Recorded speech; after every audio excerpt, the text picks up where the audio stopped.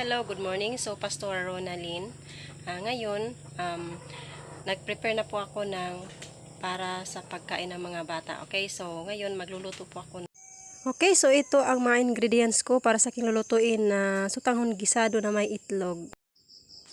Thank you so much, Father God, dingtak na sa kaudtuhon. Salamat kay sa Ginoo sa pagkaon, Father God, nga diin imong gihatag bisan pa nining mga kabataan nga niya karon. Lord, i-bless Ginoo bisan pa, Lord God, ang sponsor kung asa ni gagikan. Ikaw, Lord, magapanalangin bisan pa sa iyang kinabuhi, siyang pagpanarbaho uban siyang pamilya, Ginoo. Lord, balaan na o Dios kining pagkaon nga ma-enjoy ang mga kabataan, mga busog ang tanan. Dalaygon ka sulay katapusan, in Jesus name. Amen.